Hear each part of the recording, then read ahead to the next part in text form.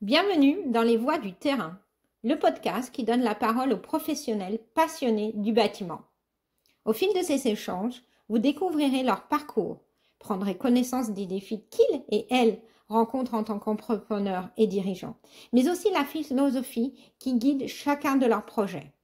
C'est parti pour une nouvelle immersion inspirante dans les coulisses du bâtiment. Aujourd'hui, nous partons à la rencontre d'Anthony, fondateur et artisan carreleur chez Anthony Bimoz Carreleur. Anthony, merci de vous être rendu disponible ce matin. L'idée du podcast et de notre conversation, c'est de vous donner la parole à vous. Vous êtes un professionnel du terrain, c'est ce qu'on fait aussi depuis quelques jours, et notamment dans les domaines techniques comme le vôtre, amène la construction, carreleur, etc. Le format est pas formel du tout, c'est une discussion qui est libre, qui va durer à peu près 15 minutes. OK? On va commencer, si vous êtes d'accord. Est-ce que vous pouvez vous présenter en quelques mots et aussi présenter la société Bimoz Carreleur? Ok. Donc, du coup, moi, je suis Monsieur Bimoz, Anthony Bimoz, gérant de Anthony Bimoz Carreleur, créé en 2012 à l'Oyette, dans le 01. On a une entreprise qui est une dizaine de personnes. On fait tout ce qui touche au carrelage, chape, dalle sur plot, et on travaille pour les professionnels, pour les particuliers, un petit peu pour l'État. On a déménagé, alors d'aujourd'hui, on a déménagé en 2016. On est dans l'Isère, à Moitié-Saint-Aublat. Oui. Et, Une voilà. raison spéciale pour ce déménagement? Et ben, en fait, l'entreprise, elle prenait un petit peu d'ampleur et j'avais un garage de particulier, en fait, et il me fallait un dépôt. Du coup, on a pris l'option de construire la maison et le dépôt. Donc, on est en zone artisanale et on a le dépôt qui est juste à côté de la maison. D'accord, très bien. Ouais, donc des activités qui s'étendent. Et qu'est-ce qui vous a Et donné à vous l'envie de vous lancer dans ce métier de carreleur? D'où ça vient? alors, me lancer dans le métier, c'est que quand j'étais jeune, à 16 ans, j'ai fait un job d'été et dans une entreprise de carrelage et ça m'a plu, le métier, surtout honnête, l'ambiance qu'il y avait dans cette entreprise, l'aspect, on est là, on est dehors, on fait ce qu'il y a à faire pour rentrer à la maison. Ça m'a un petit peu plu. Je suis un peu tombé dedans et du coup, ça m'a donné envie de faire carreleur. Et donc depuis, j'ai jamais arrêté. Et après, bon, je me suis mis à mon compte, mais bien plus tard. D'accord. Pourtant, à 16 ans, c'est physique quand même, comme vous le dites, d'être tout le temps dehors. C'est pas donné d'avoir une motivation aussitôt pour un tel métier. Non, je pense pas. Je pense que j'étais plus trop en phase avec ce qui se passait à l'école. Enfin, moins envie d'études, on va dire. Je sais pas si j'ai eu envie, mais bon, bref, j'avais plus envie trop de faire des études. Du coup, je suis tombé un petit peu par hasard sur le carrelage, hein, et vraiment, ça m'a plu et ça a créé quelque chose que j'avais envie de faire. En fait, j'avais envie de continuer là-dedans. J'avais envie de me perfectionner et d'arriver à faire comme les grands de l'époque faisaient. D'accord. Donc depuis 16 ans, donc ça fait à peu près combien de temps? Ben, moi, je vais avoir 44 ans. Je vais avoir 44 ans là en octobre, donc ça va bientôt faire. Ça fait 20, 27, 28 ans que je suis dans le carrelage. D'accord, d'accord. En ayant passé différentes, on va dire, Différents. étapes. Ouais, bah, j'ai fait des petits diplômes de carreleur. J'ai fait le CAP, le BEP, le BP. Mhm. Voilà. Puis après, bah, j'ai fait mon petit chemin en tant que salarié. Et puis après, ben, il a fallu se mettre à son compte. Que justement, pour la petite histoire, après la crise de 2009, Mhm. il y a eu une grosse baisse d'activité. Et du coup, moi, j'ai eu, j'ai pas trop le choix, justement. J'ai dû faire des choix, Mhm. changer de boîte. Et après, ça allait toujours pas. Et du coup, j'ai décidé de me mettre à mon compte. D'accord, d'accord. Donc, vous êtes devenu entrepreneur sans vraiment l'avoir choisi, quoi. Ouais, ouais, moi, j'avais pas pour but de me mettre à mon compte. Je D'accord. voulais faire carreleur, c'est ce que je voulais. Mhm. Après, à l'heure d'aujourd'hui, je suis plus trop carreleur. Moi, personnellement. Dirigeant Je d'une société. Ouais. J'ai un petit peu changé de statut. Alors, ça commence, ça fait pas très longtemps que je l'assume, on va dire. D'accord, pourquoi? Mais j'ai eu du mal à lâcher le terrain, quand même. D'accord. Là, maintenant, j'en fais beaucoup moins du terrain. J'ai eu du mal, ouais. J'ai eu du mal parce que j'avais l'impression d'être, plus avoir de légitimité vers mes gars qui me suivent depuis un moment, hein. Depuis 2012, j'en ai un, il est arrivé, 6 mois après que j'ai ouvert, il est arrivé, il est jamais parti, quoi. Il est toujours là. Et ça parle beaucoup d'une entreprise, hein, que des employés restent aussi longtemps. Mmh. Donc vous, Voilà. le terrain vous manquait, hein. Ouais, ouais, le terrain, ça a été dur de se dire que mon vrai métier, alors d'aujourd'hui, c'est plus le terrain. Alors j'y vais quand il y a petit peu un coup de bourre ou quand il faut y aller, j'y vais, puis j'y vais pas à reculons, hein, je suis très content d'y aller. Mais mon vrai métier à l'heure d'aujourd'hui, c'est de gérer les gars et de leur trouver du carrelage à poser. D'accord. Et comment vous l'avez appris alors ce nouveau vrai métier? Je l'ai appris un petit peu par la force des choses parce que j'ai vu que en fait c'était cyclique. Je trouvais du job et après on était là, la tête dans le guidon, on faisait. Et puis je me réveillais, je me disais putain mince, mais il y en a plus assez pour tout le monde là. Il faut retourner. C'était un peu l'activité, elle était un petit peu sinusoïdale. Il a fallu que je trouve les clés pour que ça soit plus linéaire sur une année et pas qu'on court et puis après il y a moins de boulot et puis on court. Donc j'essaye de rectifier ça. Je me suis fait un petit peu aider en faisant des formations de management et de gestion, de pilotage d'entreprise. Bon, j'ai encore un peu, c'est nouveau, hein, ça date de l'année dernière. D'accord. J'ai encore un peu de mal à tout assimiler là-dessus, mais j'essaye en tout cas d'améliorer, de m'améliorer. J'essaye de toujours améliorer, de structurer un petit peu. J'ai énormément de chance, elle est pas là, mais juste en face de moi au bureau, il y a ma femme qui m'a toujours accompagné depuis le début, mais qui était hors entreprise au début, parce qu'on était plus petits. Mais elle m'aidait dimanche matin, on faisait les devis, elle a toujours été là. Et aujourd'hui, depuis bientôt 6 ans, elle fait partie de l'entreprise. Très bien. Elle n'a pas le statut, mais elle est aussi dirigeante, quoi. D'accord. On l'affecte, elle prend aussi des décisions. Comme c'est bien que c'est les femmes qui décident. Encore mon mot à dire sur l'entreprise, mais là, elle m'aide énormément, ça Eh c'est bien, sûr. vous vous complémentez l'un l'autre. Très bien. Et alors, Anthony, par rapport à l'activité précisément, sur quel type de chantier vous intervenez? Vous avez dit les particuliers, sociétés, l'État. Il y a un ratio, il y a des préférences, plus précisément. Il y a une préférence, oui et non. Après, je fais un petit peu, on va dire, pas ce qui me tombe sous la main. On va pas dire ça comme ça, mais on n'est vraiment pas fermé. On va pas dire ça on ne fait pas, ça on ne fait pas. Même si dernièrement, j'essaie un tout petit peu d'aller vers une trajectoire un petit peu plus qualitative, puisque je me suis dit, on faisait toutes les facettes du carrelage, notamment la promotion et les constructeurs, où là, on est plus sur du volume, hein, et que vraiment le qualitatif. Et c'est vrai que j'essaye, bon, bah, déjà parce qu'il y en a beaucoup moins. Le bâtiment, le neuf, c'est un petit peu malade, donc il y en a beaucoup moins. Donc, bah, j'ai bien fallu que je trouve des moyens de continuer de faire travailler tout le monde. Et du coup, bah, ouais, on va plus sur la rénovation et le particulier. J'essaie d'axer la recherche sur ce type de travaux-là. D'accord. Alors, Vous avez des canaux, des méthodes particulières pour justement avoir accès à ces clients pour les approcher? Comment vous faites? on essaye, alors ça c'est pareil, c'est un petit peu nouveau, hein, ça date de 3 ans. On met en place sur les réseaux, donc de la communication. Euh, on a fait aussi bah, des t-shirts.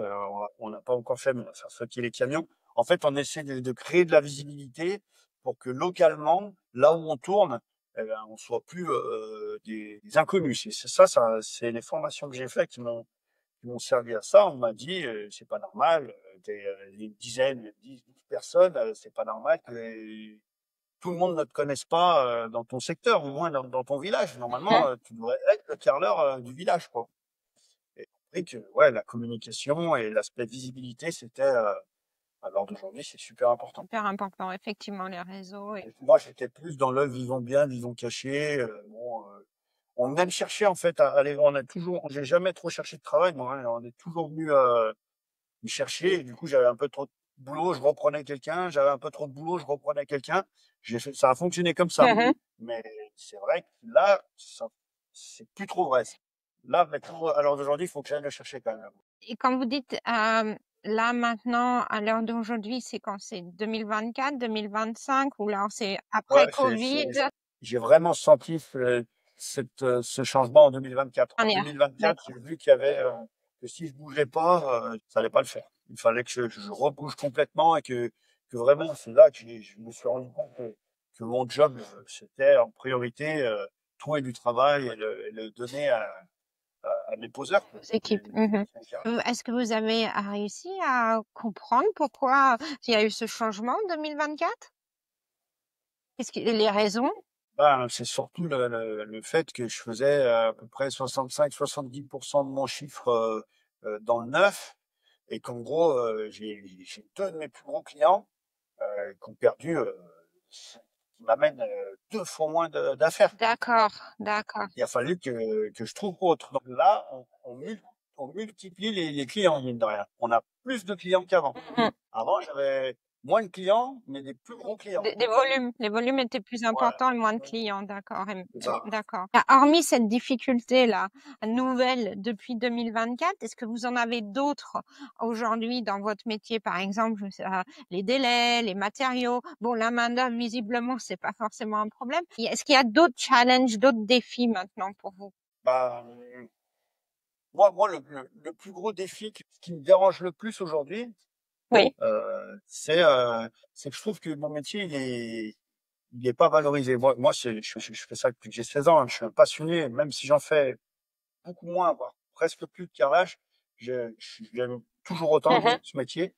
Et, et je trouve que c'est dévalorisé. En gros, je sais pas si c'est le travail qui coûte trop cher ou si c'est les prix qui sont trop bas. Mais moi, j'aimerais pouvoir euh, donner plus à mes gars parce que je sais que on a un métier où quand on arrive à 45, 50 Bien ans, sûr.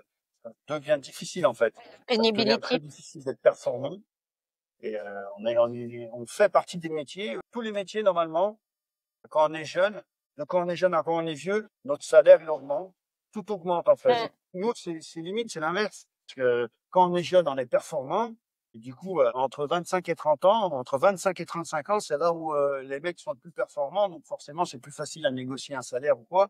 À 45 ans, quand on est fatigué, si on doit changer d'entreprise et qu'on a un gros salaire, le mec il me dit, oh là là, attention, ouais, t'as peut-être un peu d'expérience, mais tu arrives à me poser combien de mètres carrés dans la journée? Mhm. En gros, elle est là, et je trouve ça, ouais, c'est pas normal.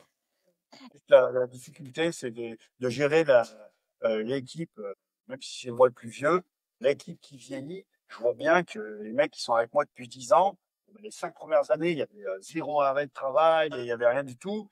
Et maintenant, ben, ça arrive un petit peu mal au dos, un petit peu mal au coude, mal au bras, mal au genou. Et je me dis, comment on va faire en fait? Comment on va arriver quand on sera tous beaucoup plus vieux? Et comment elle va tourner la boîte?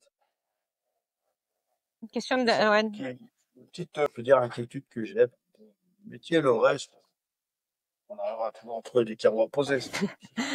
D'accord. Quand vous dites que le métier est pas assez valorisé, voire dévalorisé, alors j'ai entendu la partie justement rémunération financière. Est-ce que vous pensez que ça peut venir aussi dans la société ou alors vous à l'école, dès le départ pour les formations, la présentation des métiers de l'artisanat ou du métier de carreleur? Est-ce que ça viendra aussi de ça?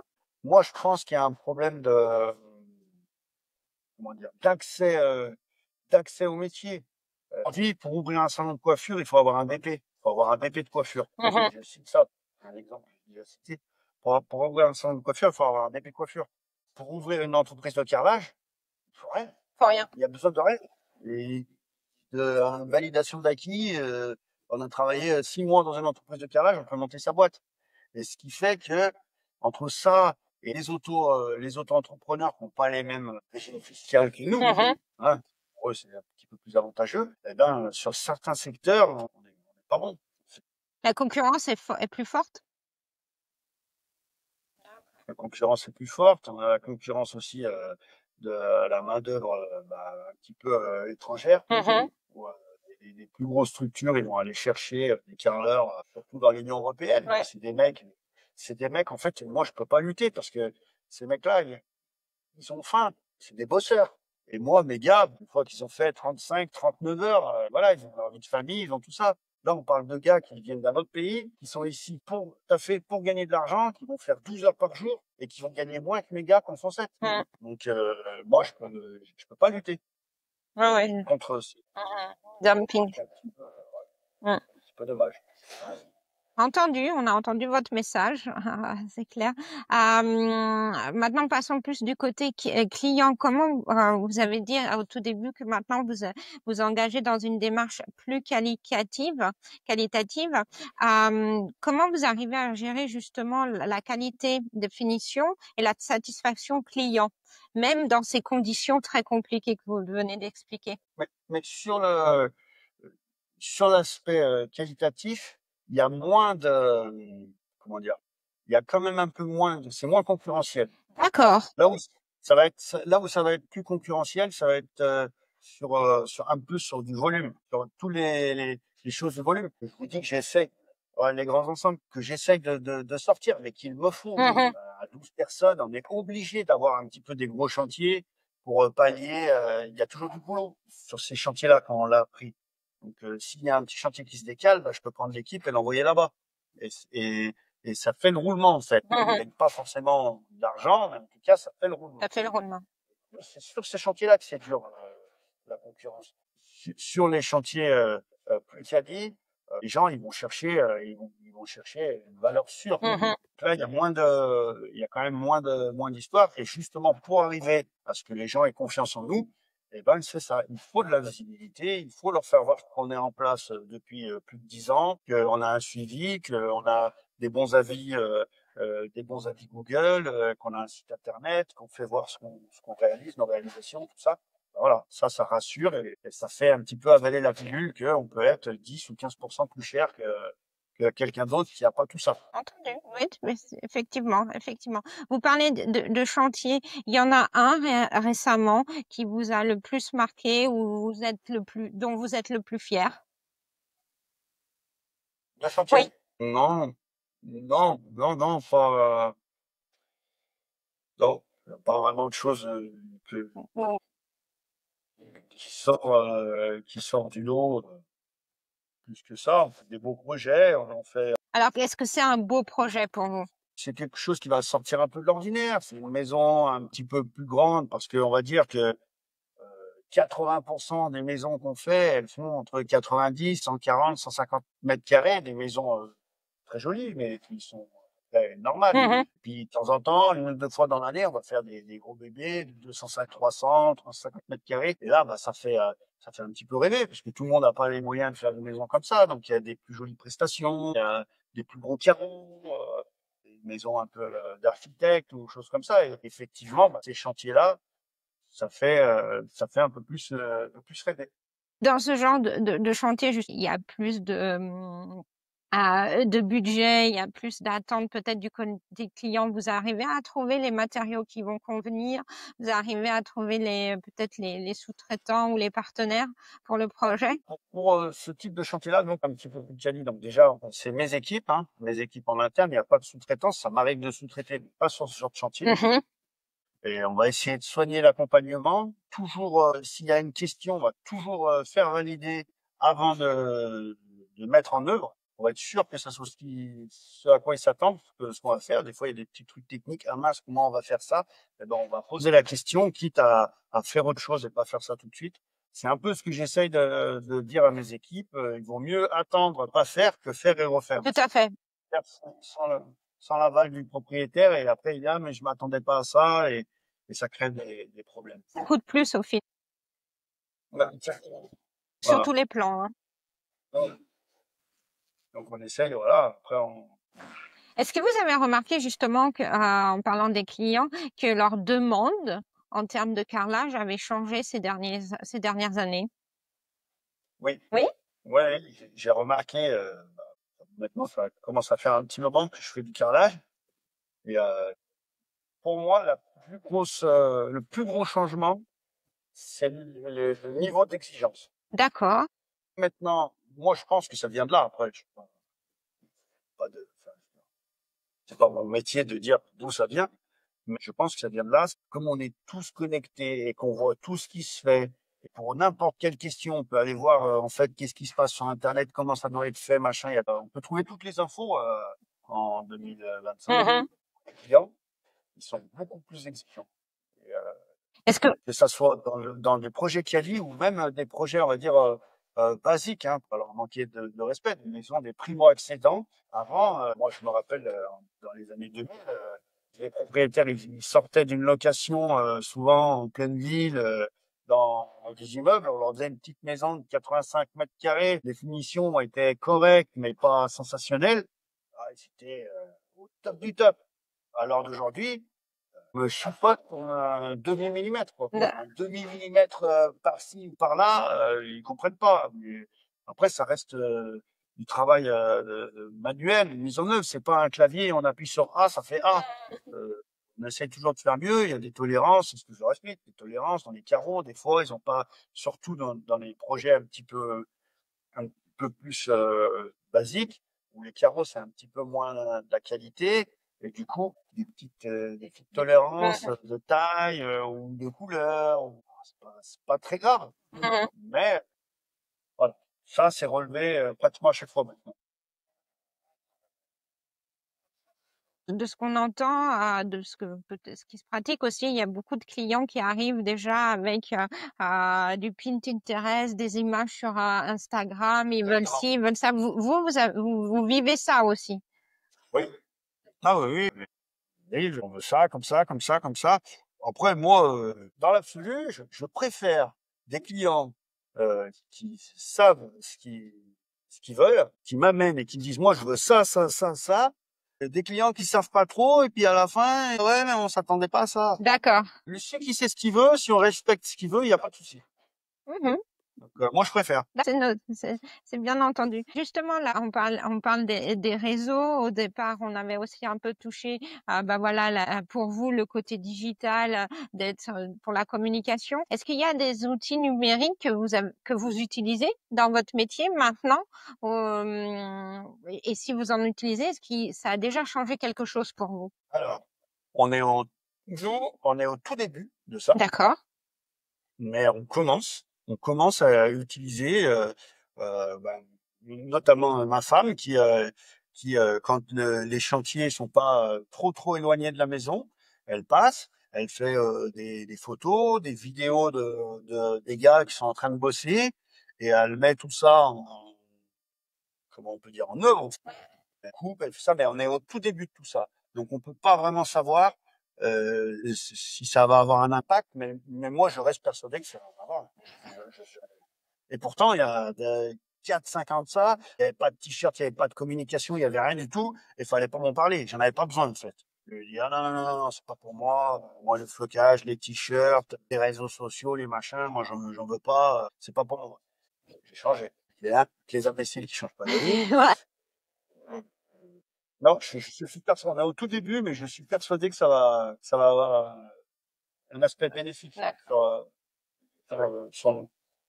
J'en suis Et sûr. pour votre administration, votre comptabilité ou pour faire des devis ou de la signature électronique, sont aussi des outils numériques. Est-ce que c'est des choses que vous avez déjà en place ou auxquelles vous pensez?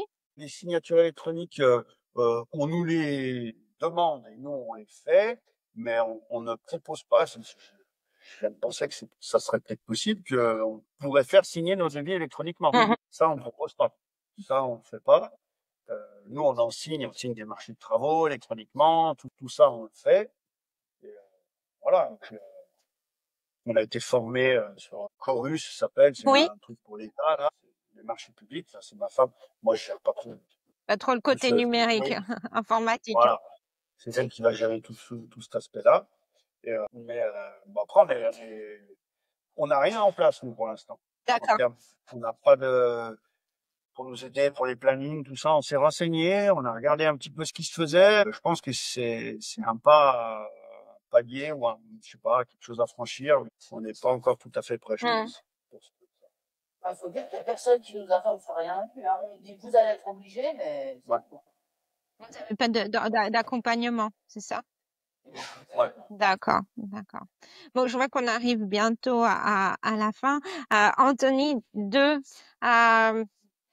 questions, on va dire, beaucoup plus générales.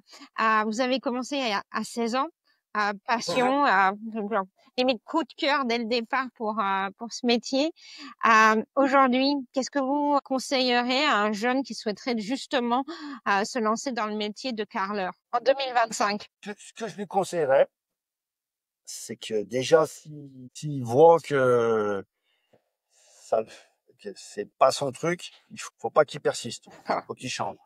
On est jeune, on a le droit de se tromper. Et s'il fait 6 mois chez moi ou chez un autre, et qu'il s'aperçoit que c'est pas ça, c'est pas son truc, eh ben il faut pas qu'il continue. Il faut qu'il arrête et qu'il aille faire, qu'il aille essayer autre chose. C'est pas tout le monde qui va aimer ça. Après, je lui dirais que c'est un bon métier, que s'il est bon dans ce qu'il fait, qu'il est appliqué, normalement, il a toujours du travail. Il n'a pas de problème là-dessus.